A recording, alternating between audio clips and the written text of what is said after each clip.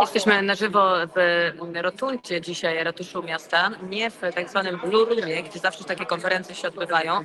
Tutaj jest dużo mniej miejsc dla dziennikarzy, natomiast jest miejsce dla kamer telewizyjnych i tak dzisiaj nie brakuje. Sama jestem ciekawa, jak to wszystko będzie wyglądać. Czekamy na burmistrza Erika Adamsa. Ta konferencja może rozpocząć się w każdej chwili. Już teraz zobaczcie troszkę kulis, które tutaj się rozgrywają. No, absolutnie jest napięta sytuacja. Dziennikarze są w gotowości i bardzo jesteśmy ciekawi, co burmistrz ma do powiedzenia. Czy ta konferencja będzie wyglądała tak jak zawsze, czy będziemy mogli zadać pytania. Zawsze zadaję pytanie, jak będzie dzisiaj, zobaczymy. Także bądźcie z nami, będziemy to wszystko transmitować na żywo. That's pretty normal.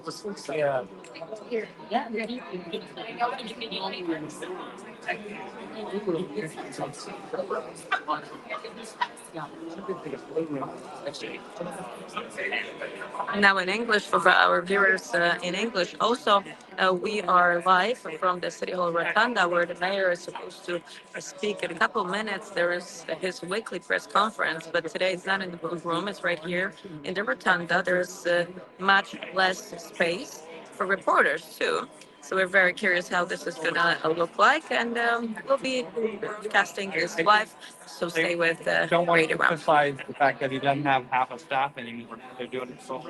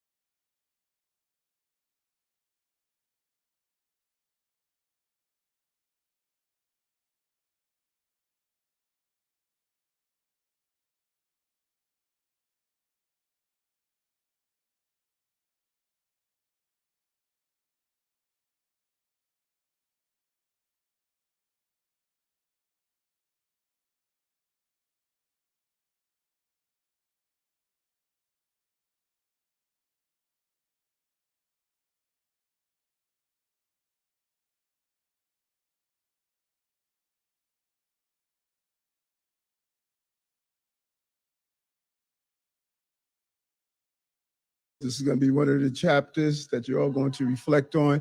You know, you often heard me throughout my entire journey talk about the obstacles that I had to overcome throughout my life. And sometimes you look over them and you'll say, listen, it could not have been that hard. And now you have in the first front row seat of my resiliency during one of these moments that is challenging, but you're seeing firsthand my ability to stay focused. I have a city to run, and I have an amazing team to do so. And we shifted our normal off topics because for the last few weeks, if not months, most of the focus has basically been on the investigation. And my deputy mayors, my chief advisor, my commissioners, my legal team, they need to be focused on running the city. And so since the questions are on the investigation, I wanted to answer those that I can answer within the legal boundaries on the advice of the council. But if you have questions that's dealing with the very real issues of running the city, my deputy mayors are very much available. So I want to just start from the top. I'll just get some basic information to the city. We have seen reports from the White House that Iran is preparing an imminent missile attack against the people of Israel.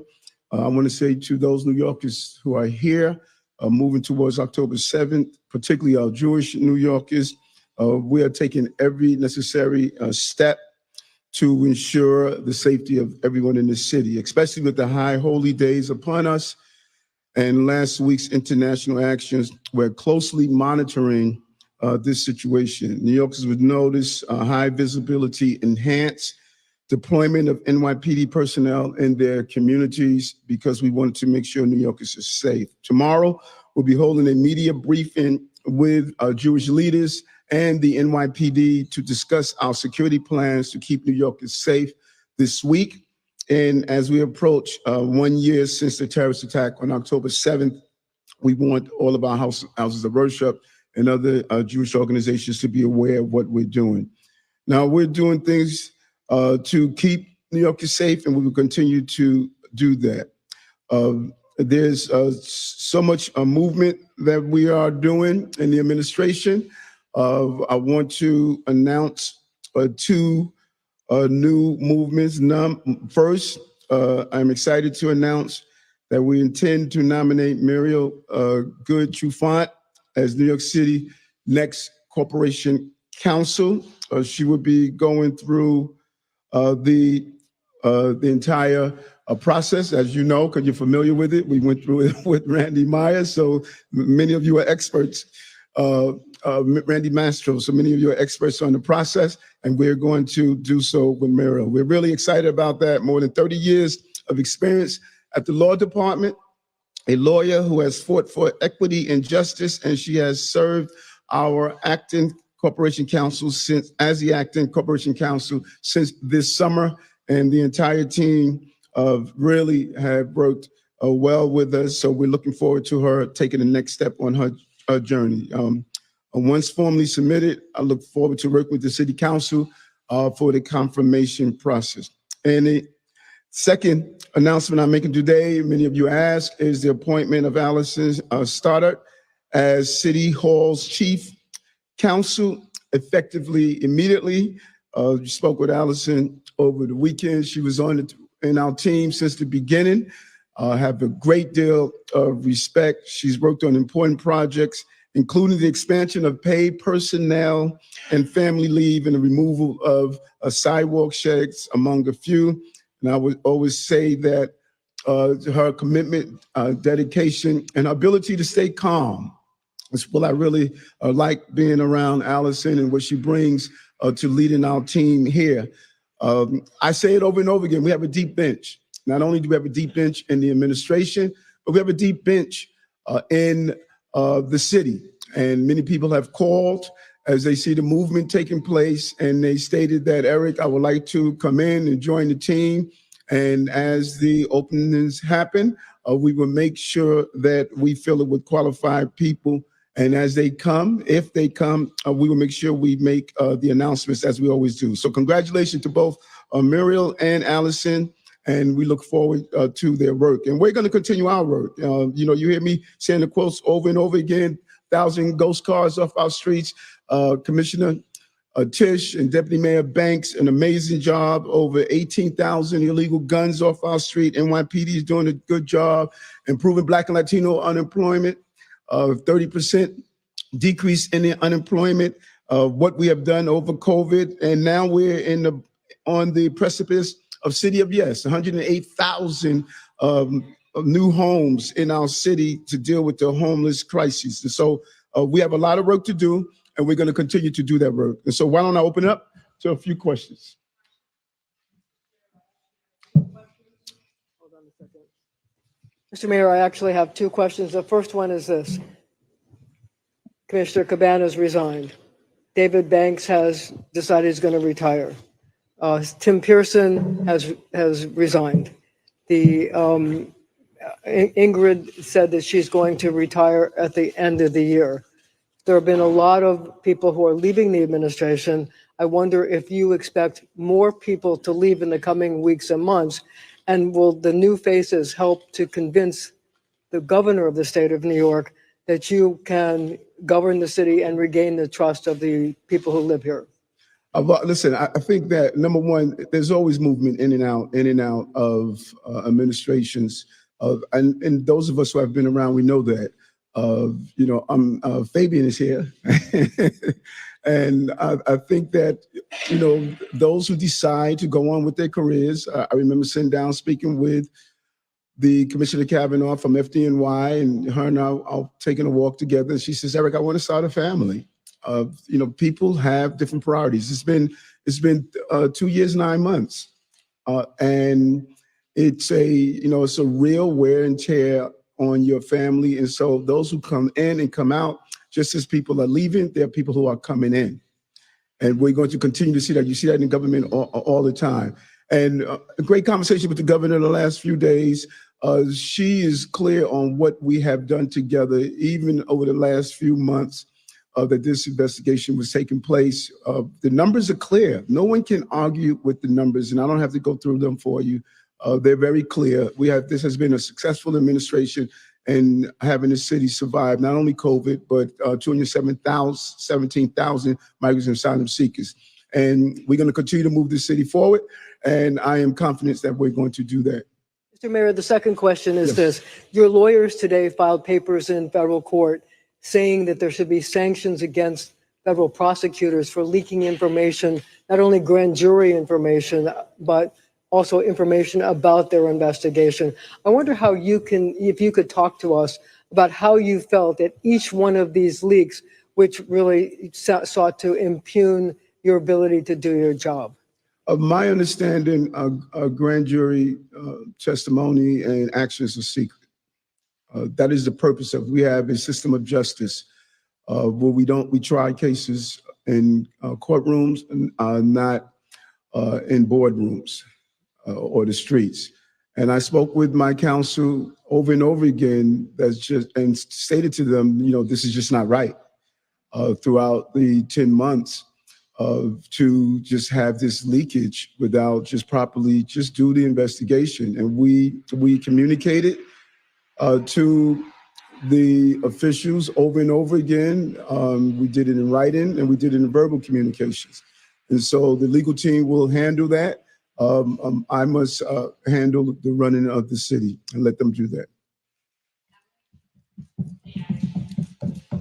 Mayor, as my colleagues at Political recently reported about Tim Pearson sort of trying to hook up a company called Remark Holdings with contracts with the city. What kind of guardrails are in place to oversee what he does with migrant contracts? And do you have concerns about this company having access to some of the data that way? That's a powerful term, hook up. Our goal, and you've always heard me say it over and over again, my goal is to find the best technology to run our city more efficiently. I've said that on the campaign trail, and I said that when I was in election, and there are clear guardrails around procurement. We have rules around procurement And of my understanding, no tax dollars were spent. And this was a pilot of my understanding of my preliminary review. But there are clear guardrails around procurement. Where am I going? Hi. Are you hopeful that your attorney's bid to dismiss the charges is going to succeed? And if yes, could you say why you're hopeful? Again, any case, I'm hopeful because I did nothing wrong. That's where my hopeful comes from. I've said it over and over again. I know how I live my life. I did nothing wrong. And every elected official in this city that calls on behalf of a constituent should be concerned about what is laid out there.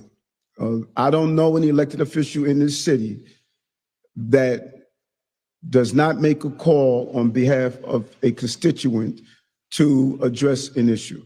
And I'm hopeful because I think, and I will continue to say, I did nothing wrong.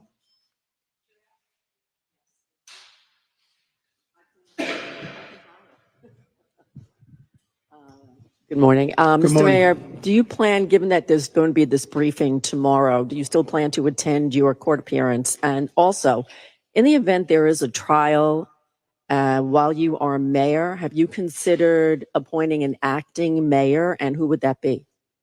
I will be at my court appearance tomorrow, and I don't need an acting mayor because I'm an actual mayor, and I'm going to continue to lead the city. That's what I was elected to do. And I think the numbers are clear that I have the ability to do so. And I have a great team of deputy mayors who are clearly focused on moving the city forward. And we're going to continue to do that. Even if you're on trial and have to be there every day during a trial? Now, the charter lays out if the mayor is not either out of the city or, and for whatever reason, can't carry out the day-to-day duties, there are mechanisms in place to address that, and we will follow those mechanisms. How are you? Doing? Okay, thank you. I know you answered the last question by saying, it was about whether more people will be leaving. I'm curious whether it's true that you're in discussions with the governor and some other politicians, maybe not about people leaving, but about bringing in any additional people to bring confidence to your administration at the top. I think there is confidence in our administrations. You're always going to have those who sit on the sidelines, and for the beginning of the administration, you see the usual suspect. You've covered them. You do an analysis of some of the reporting, no matter what happens in the city, instead of aggressively stating how do we move the city forward, they critique. They criticize when we wanted to do involuntary removal to get severe mental health off the street. They criticize when we removed over 18,000 guns off the street. They criticize how we made sure we had pre-K for all of our young people. These are the same voices over and over and over again. And so they're going to continue to raise their voice to this administration, but we have remained disciplined and focused during that period of time. When I came into office, I reached out to former and current elected officials and said, give us some names, we're going to build our team, give us some names, some suggestions to build our team. And that continues now. We speak with those who are in and out of government and ask, give us some names because we want to build a first-class team. And that's how I was able to build the team that I did. Where am I going? Got it. Hi, Miss. How are you? It's fine. I'm good. So Timothy Pearson, after 4 sexual harassment lawsuits and 2 DUI investigations, what was the final straw with him? And secondly, will the city still be paying for his representation in the sexual harassment suits? Tim made the decision that he wanted to focus on another aspect of his life and deal with those items that he has to deal with. And he made the determination that it was time for him to go on with that. And I respect that. He served this city as a police officer and in private and public life, and he's moving on to the next level. On the representation. Our court counsel can answer that. Where's court counsel? Hi, Mr. Mayor, how are you? What's happening? Same old. So you've played down these upgrades and these severely discounted rooms you had. They're saying there's no quid pro quo here, right? Your attorney has argued that this does not constitute a bribe. So if not a favor in the future or in anything direct, what did you think these favors, these gifts were for? What did you think at the time? What do you think now? Well, first of all, it's inappropriate. There is a case taking place, so it's inappropriate for me to go into that, and I'm not going to do anything that is going to interfere with the continuation of the legal process. And all those questions will be answered, but right now, let's let the legal process take its course. Just as the second question here is, so you've repeatedly said that you're just going to continue fighting and working for the city, continue grinding. Then this weekend you said reigning, not resigning. But at what point are you going to have issues here with people not wanting to meet with you, or having any issues with setting up meetings, maybe not wanting to connect business with New York City? Like, at what point does this become for the best for the city, not just for you? No, it's always best for the city. And trust me when I tell you, I do not have a shortage of meetings and events. And people want to sit down. People understand that I'm still a mayor and there are things that need to be done in the city. I do not have a shortage of that. Trust me when I tell you, the calendar is not short of people from local to international leaders who wish to sit down and communicate with me for so many different reasons. Yesterday, I met with the incoming president of Metropolitan College, and we had a great conversation. We are not short of people meeting and carrying out business because we got a good team. The city is still functioning and will continue to do so. And it's always about the people of the city. If I felt we could not do our job here in the city, I would not get in the way of the city moving forward. I love the city too much. Good morning. How are you? In the corner over here. Regarding your comment about every elected official who made a call on behalf of a constituent should be concerned, how would you characterize the day-to-day work that goes on as you described it? And why do you think you, if you believe this, are being singled out for doing the same thing? Well, first of all, my entire style as a mayor, out of borough mayor, I think it was the New York Post that wrote the article one day when a young girl in, I think, LaGuardia High School texted me and stated they're doing a walkout because the school or the principal was unfair. I forgot the exact reason. And I texted her back in like probably 35, 40 seconds. And the article was on like all that this mayor is doing. He's texting a high school student, telling her to get back in school. That is who I am. People elected me. I'm on the subway systems. I'm in public housing. I'm in the streets. I communicate with people. Every elected official in the city, I believe Ruben Diaz responded to it. I believe also Councilman Raleigh responded to it. Every elected in this in the city fields calls from constituents. Asking to somehow navigate the bureaucracy of government. If an elected official tells you they do not do that, then they're not doing their job. So if someone is asking me to assist in navigating the bureaucracy of government that I do all day, every day, that is what I do. And that's what I will continue to do. And so we're looking at Eric Adams over assistant constituency. That is a question you have to ask the investigators. Hi, Mr. Mayor, right What's over going on, here. Kelly? I'm good. How are you? Good. I wanted to go back to Tim Pearson. Yes. You said that he left on his own accord, but did you ask him to stay? And was there any pressure in his departure, involved in his departure? And then I have another question. Well, you need to ask them both at the same time. Oh, okay. The second question I have is there's reports that there's Black political officials that are preparing for your departure. Do you think that that's premature? What is your reaction to that? Okay, I don't know about that plot that's been played out in the basement somewhere. So I don't know about it. You know more than I, so I don't know anything about it. And again, any conversation I have with any employee, including Tim, is a private conversation. The reason people are comfortable with speaking with me they never hear what they share with me. They never hear it on the outside again. People are extremely comfortable with knocking on my door or stopping to talk with me because once you talk with me, it stays there. And my conversation with anyone that is in the administration or leaving the administration those are private conversations unless they tell me, Eric, I would like for you to share it. Black officials are talking about you possibly not being mayor anymore. Again, you know more than I. You have to speak to those officials. You know more than I. You have to speak to those officials. Mr. Mayor, thank you for Univision. You just, do I hold or you? You hold, oh, you okay? Okay. All right. Well, good spots. The announcement you just made on the new corporate council post, which my understanding is would be needed if a inability committee scenario was created that could have the power to eventually vote you out, sir.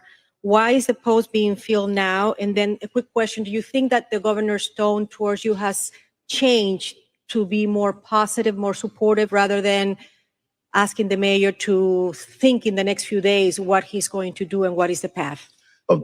First, I have not communicated with the incoming proposed court counsel. I'm sure she's an independent thinker, and she would carry out her roles. You know, she's a professional, and I'm pretty sure she would do her job. With the governor, I think that the governor has worked with me for the last few years, and she knows I'm a grinder. She's a grinder, you know, blue collar upbringing from Buffalo. She always talk about the role in the steel mills and the life she lived. And so I think that she has a sense of fairness. And that's so important. That's at the cornerstone of who we are as a country and as individuals. And she knows how hard I work. She knows the obstacles that's in front of me. And she saw how I handled those obstacles from COVID to the migrants and asylum seekers and the obstacles of my life. My life has been filled with obstacles, folks. I don't know how I can get that any clearer. You know, when you wake up one day and you're losing your sight from diabetes, those are real hurdles. When you have a learning disability and then you ascend to be the mayor of the city of New York, those are hurdles. And so obstacles are no reason to surrender, you know. And so I think the governor knows I'm going to work hard. I'm going to continue to move the city forward. And I'm communicating with her to let her know some of the things that we are doing. She shares some of the things she would like to see. And I think she is doing like other New Yorkers are doing. We want Eric to succeed because he's the pilot right now of the city of New York. Yes, sir.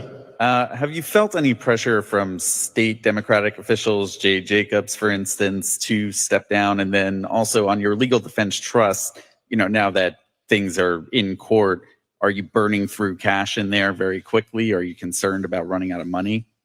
No to the first thing, and to the second, you know, I have legal bills and I'm going to pay my bills. That's how I live my life. I would pay my bills. And thanks to those New Yorkers who stepped up and responded and assisted, and there are others who are calling and saying, listen, we want to help, Eric. We want to help you. Thank you. You want to hold it? Yeah, he'll hold it for you. Sure. It works either way. I want to get through a handful of questions. No, you don't have a handful, Chris. So, you know, you said that we have to ask them all up front, so let me get through them. Yeah, okay. I was wondering, you said earlier about constituent work that every single elected official calls constituents. Why did you consider the Turkish consulate in Manhattan a constituent when you were Brooklyn Borough President, number one? Number two, since news of the indictment broke, you and your attorney have insinuated at the very least that this indictment is the cause of some sort of political vendetta. I'm just wondering, what exactly are you and your attorney saying? That the Biden administration sicked prosecutors on you as a political retribution? And what sort of evidence do you have that they did that? Lastly, I just wanted to ask a broad question about your legacy. Are you concerned because of this that you'll be remembered as, you know, the only mayor in modern New York City history to be indicted while in office, and that will be a big part of your legacy? First, no, I'm not concerned. And legacies have different aspects of it.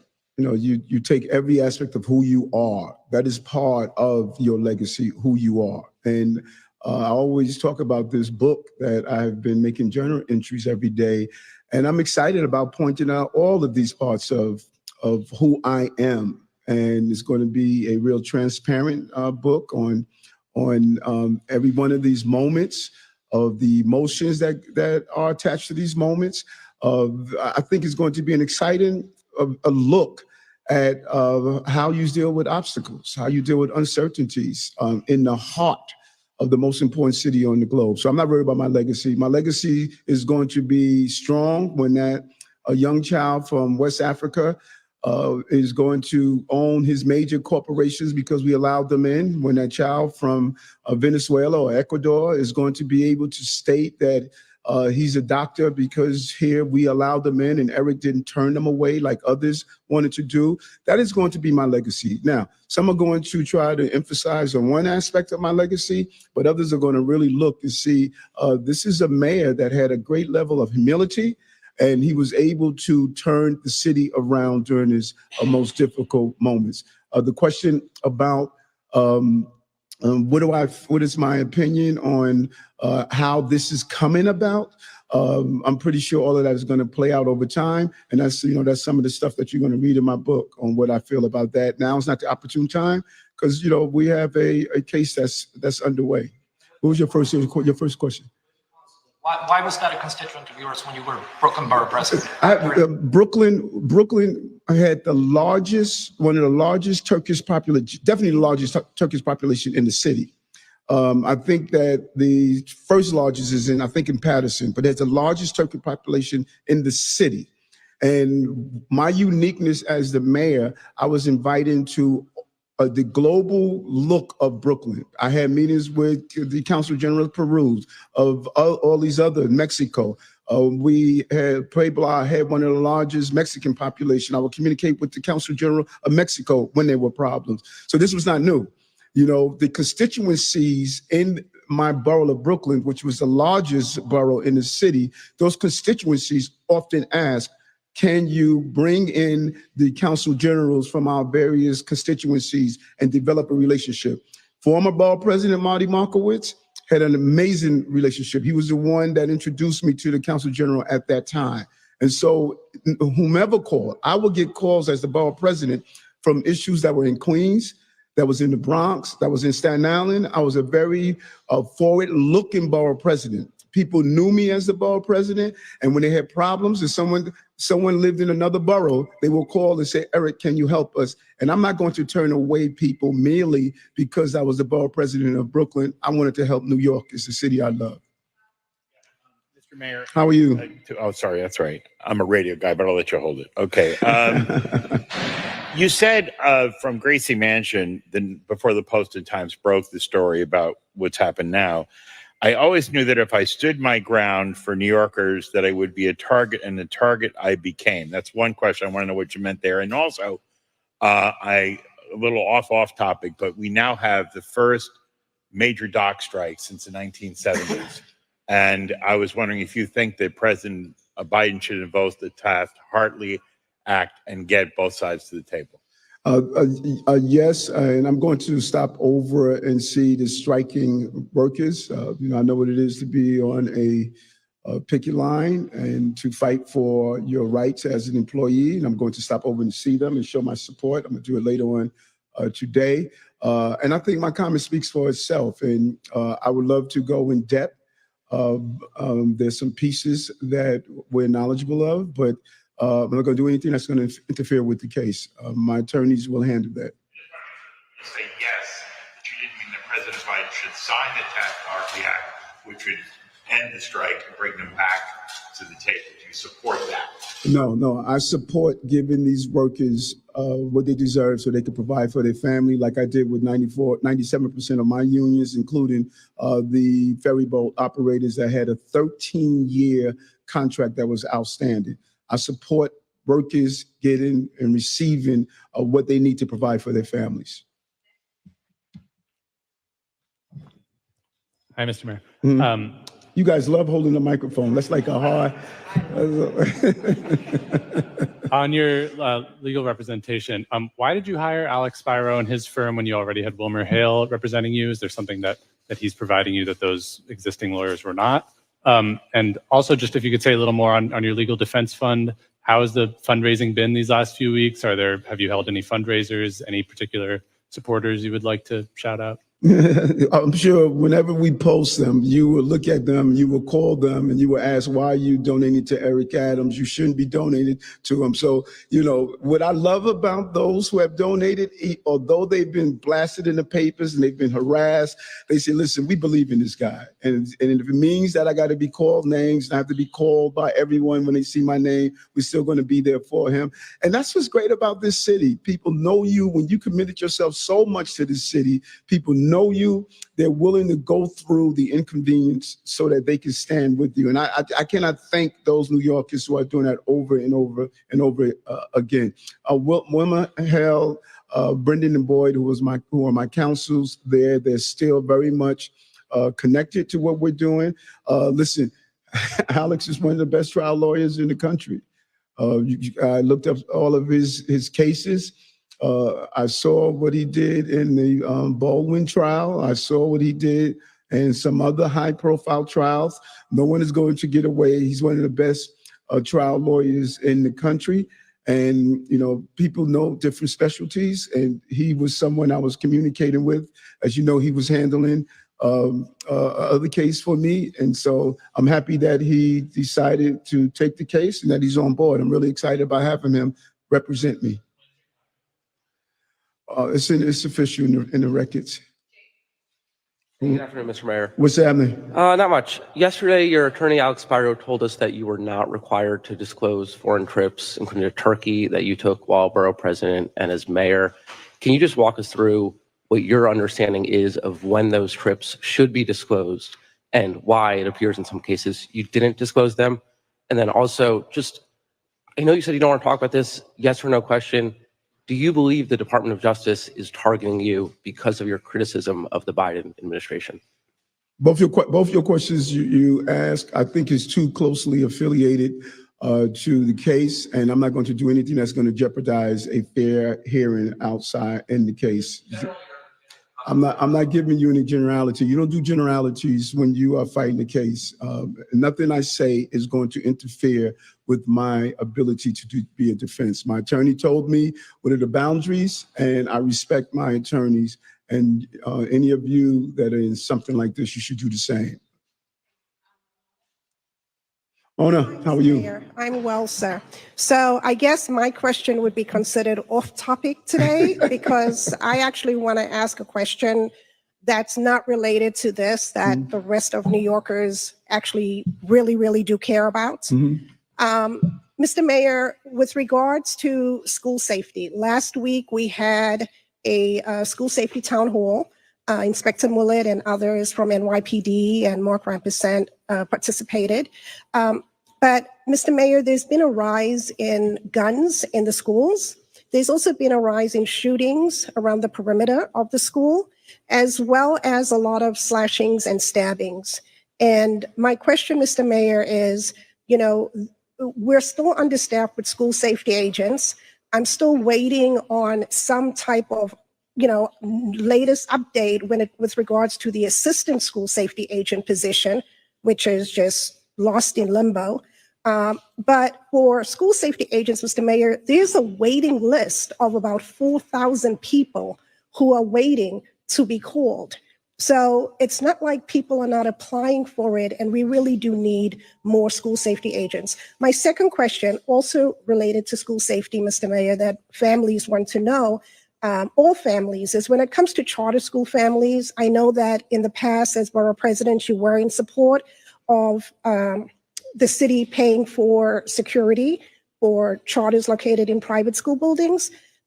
This has come up again, Mr. Mayor, and I'm going to ask you, with everything happening and with the charter school kids being our kids too, if we can provide funding from the city for private schools, why are we not providing for the charter schools and private school buildings? And would you support that again? Thank you. Yeah, all of our children matter to me. All of our children must be safe. And I too, I'm concerned about just how young our children are that are carrying guns. You know, that's why when you look at the number of guns we moved up the streets, and I was focused from the beginning of putting in place our anti-gun unit. It has been extremely significant in what we've been able to do thus far, and we're going to continue to do. When you look at those numbers, they're getting younger and younger. Those young people who are armed with guns. And so the goal for me, Mona, is to look at how do we bring in, if that waiting list, if we have thousands of people on that waiting list, we need to get them hired. And so I'm going to speak with the Commissioner of DCAS and find out what's going on with that list. Because you remember when on the campaign trail, there were those who were calling to remove school safety agents. And I was clear as the mayor that would never happen. There were a number of shootings around the schools. We've done a great job of keeping guns out of the schools with our scanning and warning program.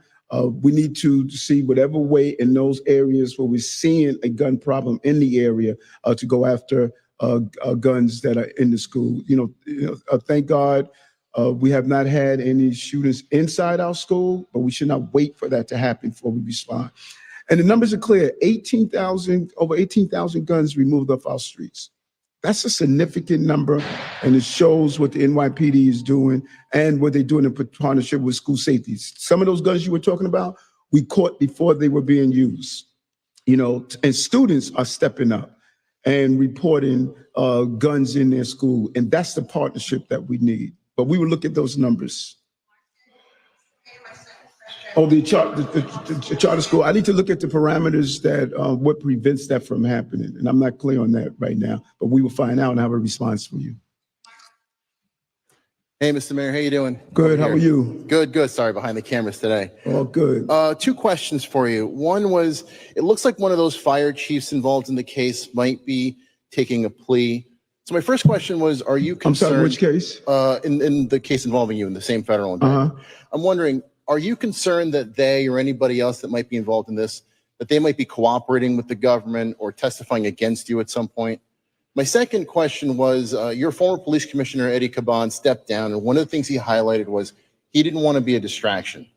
So for you, at what point do you become a distraction? At what point does it become too much, this investigation, or potentially any others that might crop up? Yeah, if someone takes a plea, they should plead on what they did that's wrong. They should not be lying and saying that Eric did something wrong. I've been very clear on what I expect from those who are associated with my campaign, as one of the texts that you saw that say no foreign donations.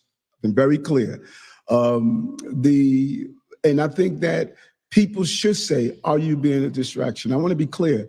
If I couldn't do my job, I would never do anything that's going to get in the way of this city. I love this city. I wore a bulletproof vest protecting children and families of this city. I put my life on the line for this city. I'm never going to harm this city. I can do this job, and I will continue to do this job, and I have the right team to do the job. How are you? I actually have a question about faith. I'm curious, you've always been publicly a man of faith, and last week when you had the press conference, you were surrounded by bishop and clergy, and over this weekend. So I'm curious if you feel like the Black church or other religious types are the only ones standing with you publicly when so many Black city officials have effectively abandoned you and called for your resignation. Well, first of all, I'm a man of faith.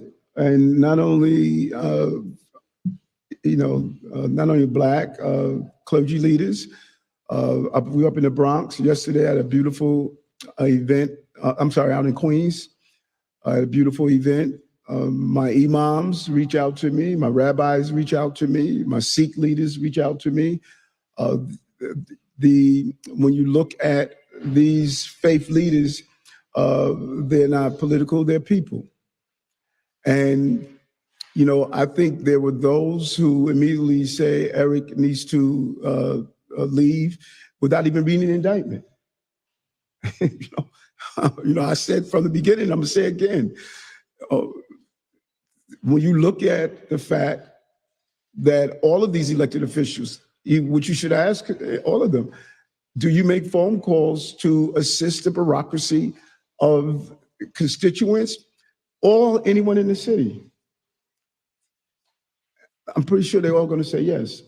And so I lean into my faith, and I will continue to do so. And I don't lean into my faith during hard times. I do it during hard times. I've been consistent throughout my entire career on the power of my belief and faith. And those leaders know me, and they know I authentically care about the people of the city.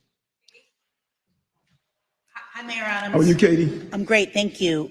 I know a few weeks ago, first, is anyone going to replace Tim Pearson in his role? A few weeks ago, you and your chief of staff said you pulled together examples of Tim Pearson saving the city millions. Is that ready to be released to the public? Mm-hmm. And is there any consideration or any review from the law department that says Alex Bureau might not be able to represent you in both cases? I don't know if that's been an issue with that. And also, I know we had asked about Winnie Greco's trip to Israel. I don't know if you wanted to speak a little bit about Winnie Greco and if that was approved. Was last year. Your office hasn't been able to provide us any details on who approved your trip to Israel. Thank you. First, you should speak with Corp Counsel to talk about what Alex can do and what he can't do. Corp Counsel can answer that. I want to be accurate in was stated. We will make announcements on who's going to fill roles or who's going to be removed from roles as they come up. And your first question about Tim? Yeah, we give you complete analysis of those dollars that were saved, millions that were saved based on the renegotiation of contracts. We'll get that for you. Fabian will get that. We'll get it for you. Fabian will get it to you. Okay.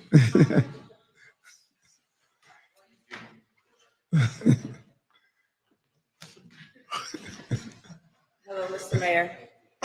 How are you? I have a question. With everything you said today and in the previous days, do you trust the federal justice system? You always say you trust the process. Right now, do you trust the federal justice system? And the second question is short. Are you still planning on attending the Pulaski Day Parade on Sunday? Thank you. I trust the system of justice we have in this country, because the beauty of it is that you're judged by your peers. And to me, that means a lot. And I trust the system of justice we have in this country. And the scheduler will determine where I am during the parade, okay? Yes. Hi, Mayor. Jay, how are you? It's a packed house today, Mayor. Two questions. One, you've had staff meetings, 8 a.m. staff meetings last 2 days. Yes. Can you share with us what you've said to the staff to reassure them that you're going to stick around and that you can do the job? You know, it's interesting. I met with the staff, I met with my commissioners. I met with my staff here that are actually in the building, and I've had several meetings with my deputy mayors. And once we had those meetings, the team moved on. On my 8 a.m. calls, we're not talking investigations. We're talking about what are the issues that impact the city. We talk about the strike. We talk about the amazing announcement we made yesterday that I'm really excited about that started under previous administrations. We talk about the real work. These deputy mayors understand the attorney will handle the case. We will take care of the city. And once we did the foundational conversation, we moved on to running the city. This is not even discussed on our 8 a.m. calls. We talk about just the work of the city. We made that clear. We have a job of moving the city forward. Question quickly. The indictment doesn't say that you specifically ordered anything. Do you believe, as your lawyer said, that this comes down to essentially one person? I'm glad my lawyer said that yesterday, because my lawyer handles the case. And I'm not going to do anything that's going to get in the way of the case. And I think that as the case unfolds, some people are going to say, you know what? We may have jumped the gun on Eric Adams. And this is a test for, folks who automatically just, come with their hearts in one way. This is going to unfold. And I think the information is going to continue to show that I do not break laws. Hi, Mr. Mayor. How you doing? I'm doing okay. Two questions. Yes. The first is, at some point in the administration, you had a certain security clearance that enabled you to have briefings and access to information. Do you still have a security clearance at that level, or has it been downgraded? The second question, just broadly, why do you like to travel? That's a great question. That's a very interesting question that you asked. First, the federal government makes a determination on security clearance, and you have to reach out to them, and they will tell you. Why do I like to? Again, reach out to the federal government, and they would tell you. They determine the level of clearance. There's several levels of clearance, from top secret to et cetera.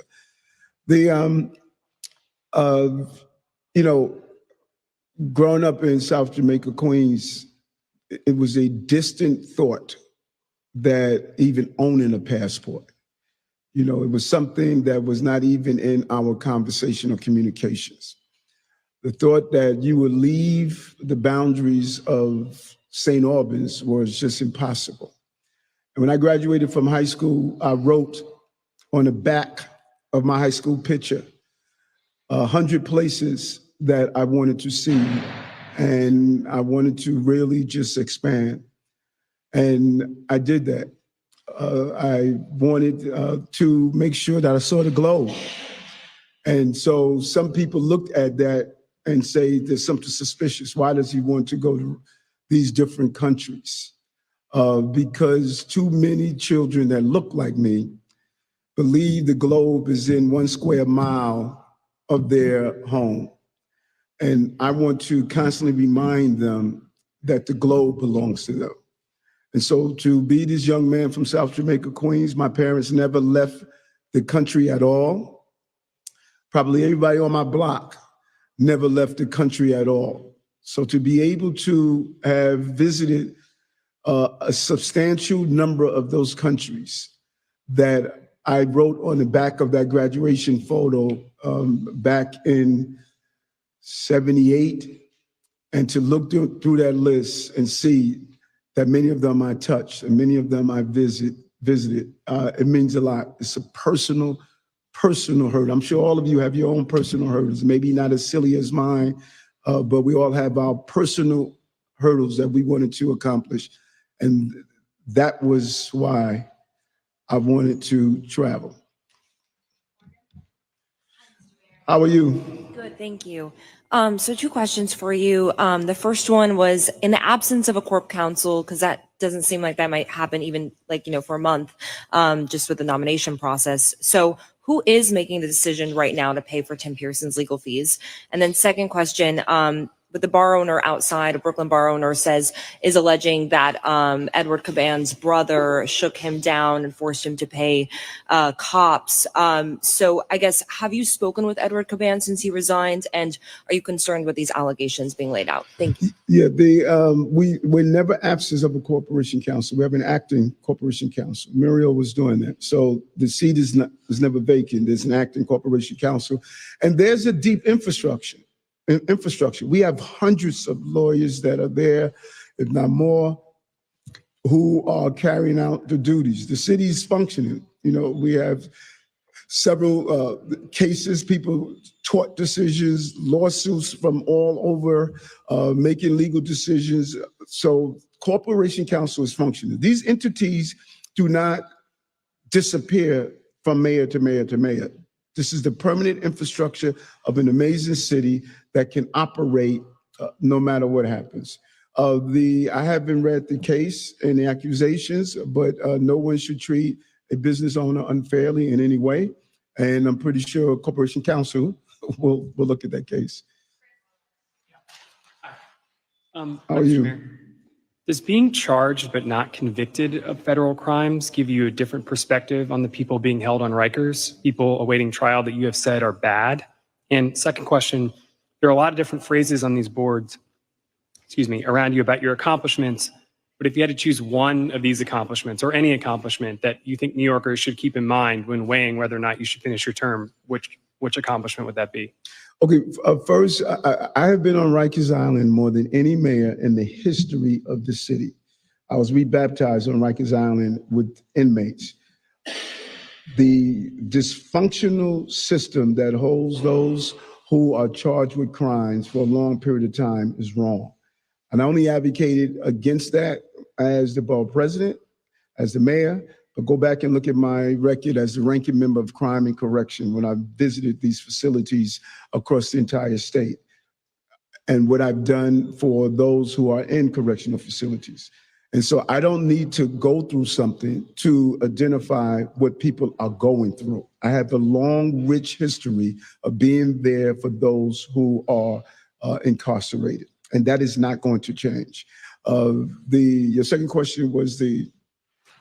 You had one, sum up. Oh, it's hard to pick one. It's hard to...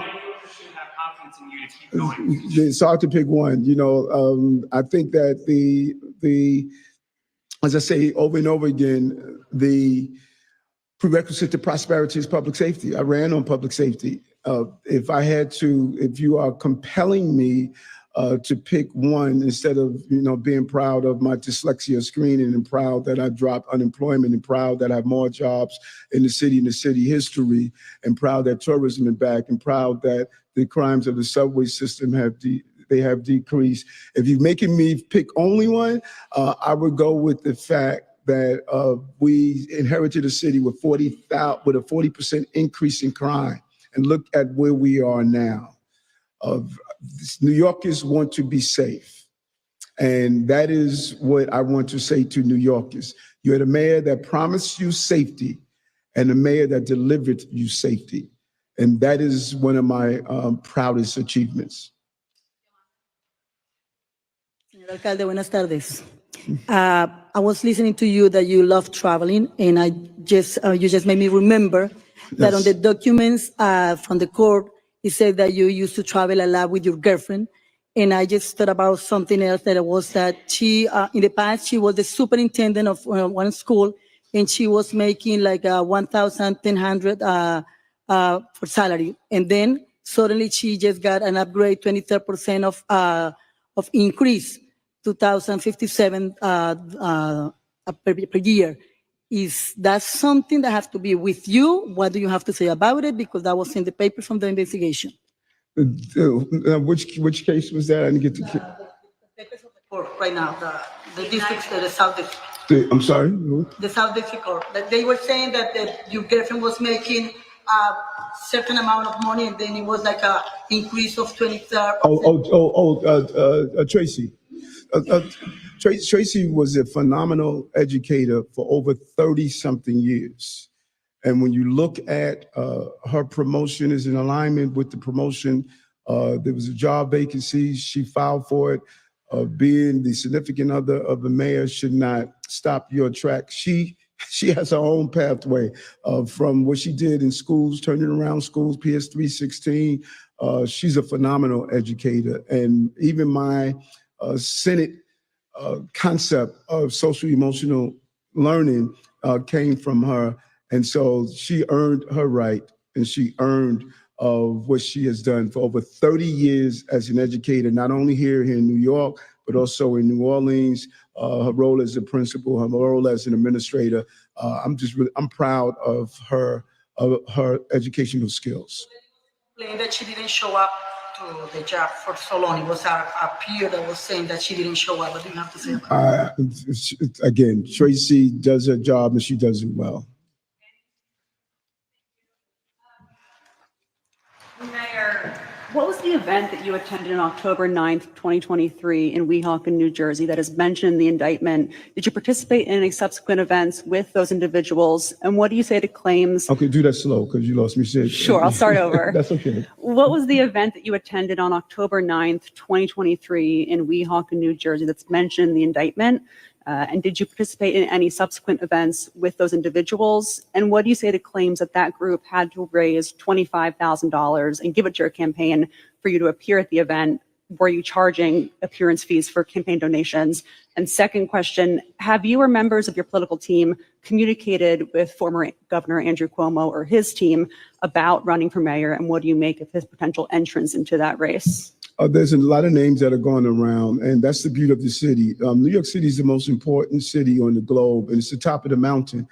If people were not trying to get there, something would be wrong. So there are people that are going to be running, there are people that are going to be coming in. Remember my race? I had everyone in it. I had Andrew Yang. I had great financiers. I had great housing experts. I mean, that's supposed to happen. It should be competitive. We have to convince the voters to vote for us. And when I was 13 points back in the poll, and people say it was impossible for me to be the mayor of the city, I never forget one reporter who I sat down and had lunch with. And he said that, in our industry, they said you're too lazy to be the mayor. And I said, well, watch me. So people should be in the race. That's what this city is about. And I'm excited about, again, selling my story and success to the voters. The difference between those who are entering and me, I have a record. And you can say what you want, but that record is an impressive record. That's why we have these billboards here.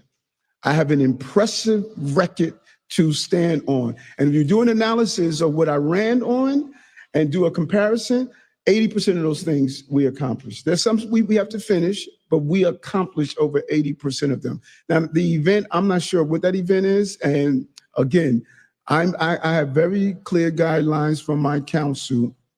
Do not interfere with our defense. And I'm not going to do that.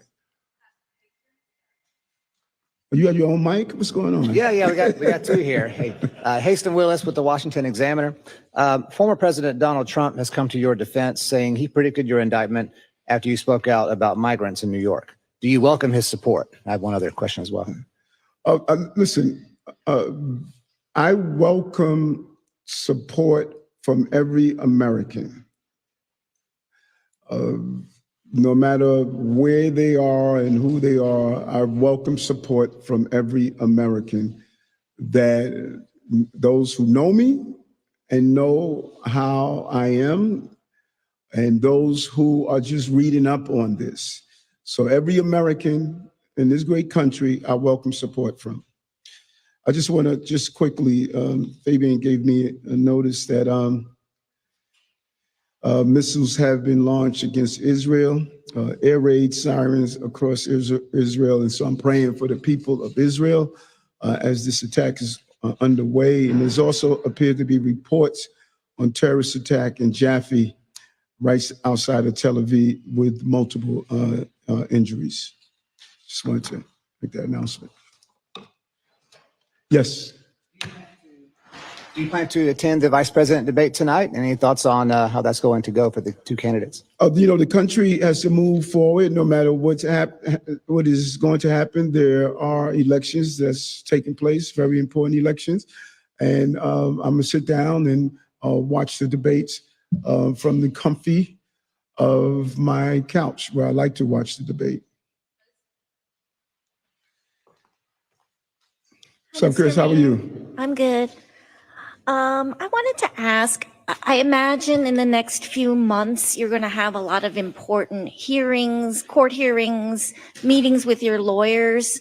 How can you convince New Yorkers that you're still going to prioritize the work of the city over your own defense? Because that's what they want in a mayor, that they want them, New Yorkers want themselves to be the most important priority for the mayor, but yet you're facing a criminal charge. Well, go back. You've been following this for the last 10 months, or almost a year. Has it stopped me? Has it stopped our success? Has it stopped the movement of the city? I have a team here, and the most impressive aspect of our team are the deputy mayors. And I'm not quite sure why we're not really acknowledging that this has been going on for 11 months, but our city has not moved backward. It has moved forward. All of us go through stuff. Some of you are going through your own personal stuff.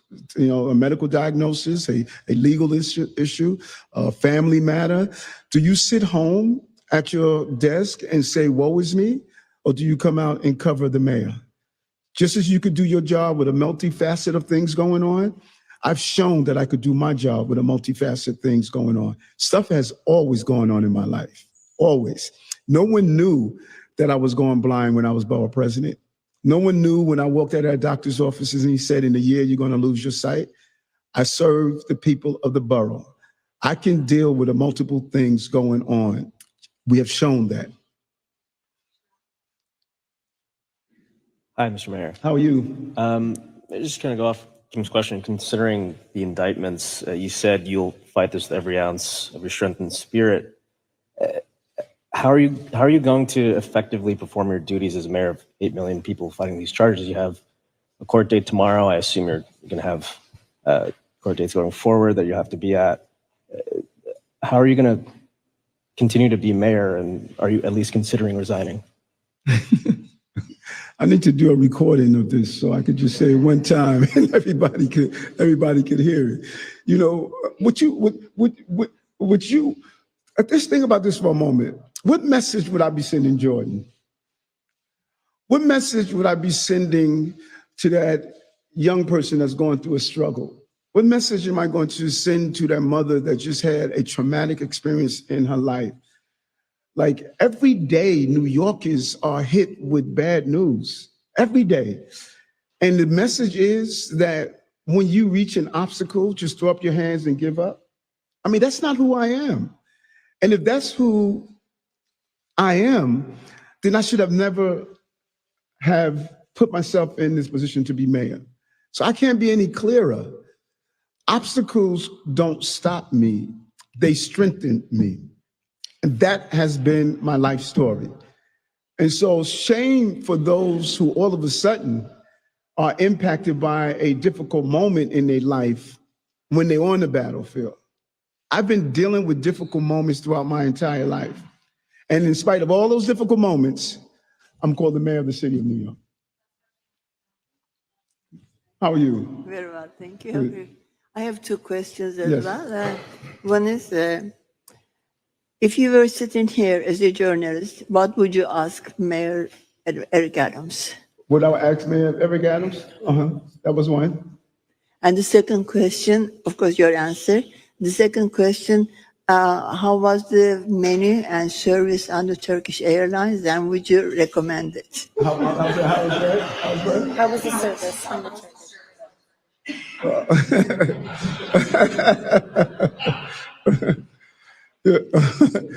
You know, I love that question.